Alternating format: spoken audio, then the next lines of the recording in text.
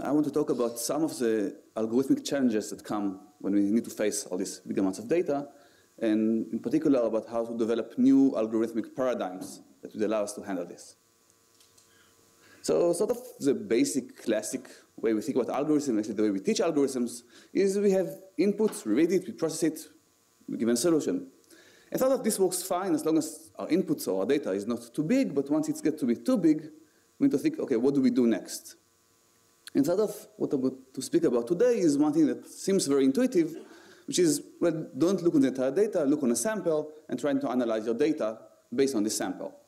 And sort of I want to call this a local algorithm because you're trying to infer some global statistics or properties of your data just by local samples of it. And this inherently is going to have some problems. It's going to be probabilistic because we're just going to look on a random sample. It's going to give us an approximate answer, but the benefit is going to be very fast. It won't even, the complexity will just scale with the level of approximation. It won't scale with the size of the data. So that's the main benefit. And basically, sampling is good. Like we've been using sampling in statistics for a long time. For example, if you want to predict what's going to be the outcome of the election, we just look on a small sample and you can sometimes predict with good accuracy. And sort of the intuition here is, can we apply the same methodology for much more complex questions and much more complex data? And I'm going to illustrate it by 3 examples showing how sometimes intuition is useful and sometimes intuition actually breaks down and we need to come out new paradigms and new techniques to solve the things. So first example is in networks. Let's say we're given a large network and we're trying to understand some structural aspect of it. For example, is it a highly connected network, or can we somehow break it down to communities if we sort the vertices of it or the nodes appropriately? And so this seems like a very global feature of the network, but an intuition here is to say, well, let's not look at the entire network, let's look at a small sample of the network and try to infer some, let's say, community structures there, and then see if we can extrapolate this information to the entire network.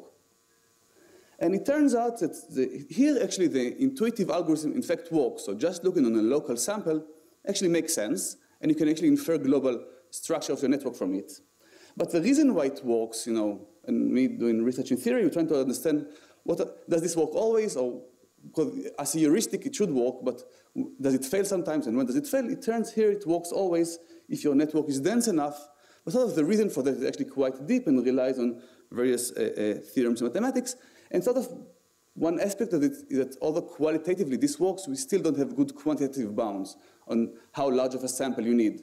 While if you think about predicting the election, we know pretty good bounds of, if you want for some margin of error, how large a sample do you need. So that's one example, structure in networks. Here's another example, sorry. Let's say you have structure in sequences, let's say DNA sequences, and you're trying to see, so I give you 2 sequences, and you're trying to understand are they close together in some particular metric, or are they far apart or uncorrelated? So actually, it's actually pretty easy to see that here local samples are useless. If you just look at local samples of this data, they won't give you any information about are these things correlated or not, once you allow for a slightly weak notion of correlation. And we have very initial results so far that actually if you do these samples in a more clever way, actually sort of sampling in all scales simultaneously, for very basic problems of that nature, we can actually give very efficient algorithms that scale pretty well with the size of the data. But if you go to the more interesting questions that people actually try to solve in practice, we still don't have any better algorithm than just a simple dynamic programming that people have been using. And sort of one of the challenges here is to try and come up with new algorithmic paradigms that would allow us to handle or compare huge amounts of sequences much more efficiently than just doing the dynamic programming of comparing all the possible things. So that's the second example of local algorithms. Here's a third example coming from coding theory.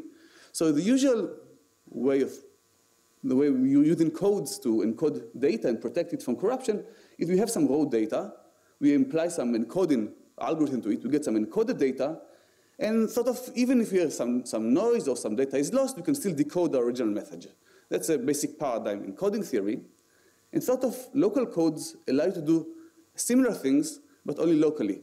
So for example, you only want to decode some specific parts of your data, but you want to do it while only looking on some very local, on a few symbols, let's say, in your code words. So you want to do it very efficiently, very locally. And one application of that that people have been realizing in the last few years that actually this is very useful to do error correction on distributed storage. Because here, for example, if you have an information encoded over an entire network and one of your disks fails, you want to be able to recover it very efficiently. So you want to build code that can do these things very locally. So basically, these are just examples, and obviously I haven't gone into the details, but the summary of what I want to tell you is that sort of, local algorithms is a basic paradigm that says in some situations we can infer global properties of data just by local samples. And sometimes it's useful because it allows us to prove that simple intuitive algorithms indeed work, in fact work. Sometimes it allows us to understand that the intuition actually is wrong, and we need to design new algorithms to do these things more efficiently. And sometimes we actually need to design a system to do everything. For example, in the case of local codes and distributed storage. Okay? Thank you.